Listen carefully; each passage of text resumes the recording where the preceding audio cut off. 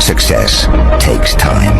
Stay focused, stay positive, be patient, never give up, and do your best. ጤና ይስጥልን እንደምን አላችሁ? ዛሬ እንዴት በትንሽ ጥረት ትልቅ ውጤት ማስመዝገብ ይቻላል የሚለውን እናያለን። በቀን 24 ሰዓት ሙሉ እየደከሙ ነገር ግን ቀን ሲጠናቀቅ ምንም አይነት ተጨባጭ ለውጥ እንደሌለ ተሰምቶታል። ሁል ጊዜ የለኝም የሚለው ቃል ይደጋገማል። የእርሶ ታታሪ አለመሆን አይደለም። ጥፋቱ የሥራ ቅድመ ተከተል ወይም ፕራዮሪቲ አለመያዙ ነው። የዓለማችን ቁጥር 1 የሊደርሺፕ ምሁር ጆንሰን ማክስዌል በአንተ ውስጥ ያለውን መሪ ማውጣት በሚለው መጽሐፉ የስኬታማ ሰዎች ሚስጥር ጠንክሮ መስራት ብቻ ሳይሆን ትክክለኛውን ነገር ቅድሚያ በመስጠት መስራት እንደሆነ ይነግረናል። በዚህ ቪዲዮ ወሳኝ ሚስጥሮችን እናያለን። እስከ መጨረሻው አብራችሁን ቆዩ።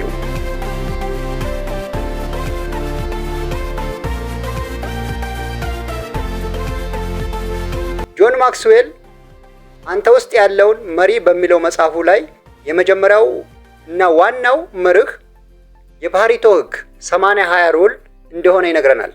ይህ ማለት የምናወጣው 20% ጥረት የ80% ውጤቶችን ምንጭ ነው ይላል። በህይወታችሁ ውስጥ ትልቅ ለውጥ የሚያመጡትን አብያት ወይም ዋና 20 ስራዎችን ለይታችሁ ወቁ። ትኩረታችሁን አላስፈላጊ በሆኑ 80% ጥቃቅን ነገሮች ላይ አታባክኑ። ስራዎቻችሁን በቅድመ ተከተል ለማስቀመጥ 3 ጥያቄዎችን በየቀኑ ራሳችሁን ጠይቁ። እሱም what is required? ምን ይፈለግብኛል? እኔ ልሰራው የሚገባኝ ስራ ምንድነው ማለት ነው። ሁለተኛው what gives the greatest return? ትልቅ ውጤት የሚያመጣልኝ የትኛው ነው? በችሎታዬና በክህሎቴ ላይ ተመስርቼ የትኛውን ብሰራ ነው ከፍተኛ ውጤት የማገኘው? ሶስተኛው what brings the greatest reward? ትርፍ የሚያስገኝልኝ ምንድነው? የትኛውን ስራ ስሰራ ነው የውስጥ እርካታና ደስታ የሚሰጠኝ? የሚሉ 3 ጥያቄዎችን በየጊዜው ራሳችንን መጠየቅ ያስፈልጋል። ይህንን ቦታ ደግመዋለሁ። ስራዎቻችንን በቅድመ ተከተል ለማስቀመጥ 3 ጥያቄዎችን በየቀኑ ራሳችንን መጠየቅ። what is required? ምን ይፈለግብኛል? ሁለተኛው what gives the greatest return? ትልቅ ውጤት የሚያመጣው ስራ የትኛው ነው? ሶስተኛው what brings the greatest reward? ከፍተኛ ትርፍ የሚያስገኝልኝ ስራ የትኛው ነው?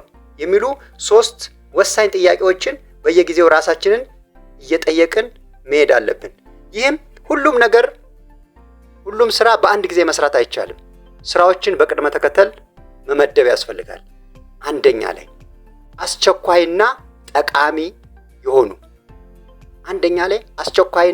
ጠቃሚ የሆኑ አሁኑኑ መስራት፣ ወዲያው መስራት። ሁለተኛው ጠቃሚ ነገር ግን አስቸኳይ ያልሆነ ጊዜ መመደብ ማቆየት። ሶስተኛው ጠቃሚ ያልሆነ ለሌላው ሰው ማስተላለፍ ወይም ሙሉ በሙሉ ያንን መተው። ማክስዌል በመጽሐፉ ላይ የመጀመሪያውንና ዋናውን መመሪያ የፓሬቶን ሕግ ነው የለየልን። ይህም ሕግ ከምናከናውናቸው ስራዎች መካከል 20% የሚሆኑት ስራዎች 80% የሚሆነውን አጠቃላይ ውጤታችንን ይወስናል። ምሳሌ በአንድ ንግድ ውስጥ 80% የሚሆነው ገቢ የሚመጣው ከ20% ደንበኞቻችን ነው። ወይም ደግሞ በተማሪነት ለፈተና በሚደረገው ጥናት 80% ውጤት የሚያስገኘው 20% ዋና ርዕሶች ናቸው። ምን ማድረግ አለብን? በየቀኑ የምናከናውናቸውን ስራዎች መዘርዘር።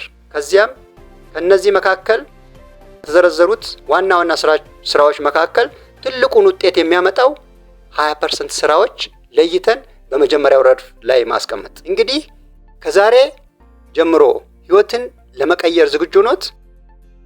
በአስተያየት መስጫው ኮሜንት ላይ ዛሬ ቅድሚያ የምሰጠው 20% ስራዬ ምንድነው ብለው ይዘርዝሩት። ሁለተኛው ይህ ቪዲዮ ጥቅም እንደሰጠዎት ከተሰማው ላይክ ማድረጎን አይርሱ። ለወዳጅ ዘመዶ በማጋራት ሼር በማድረግ የስኬት መንገዳቸውን ያቅኑላቸው። ተመሳሳይ የክህሎትና የሊደርሺፕ ቪዲዮዎች እንዲደርሷችሁ ቻናሉን ሰብስክራይብ አድርጉ። ስላዳመጣችሁኝ አመሰግናለሁ።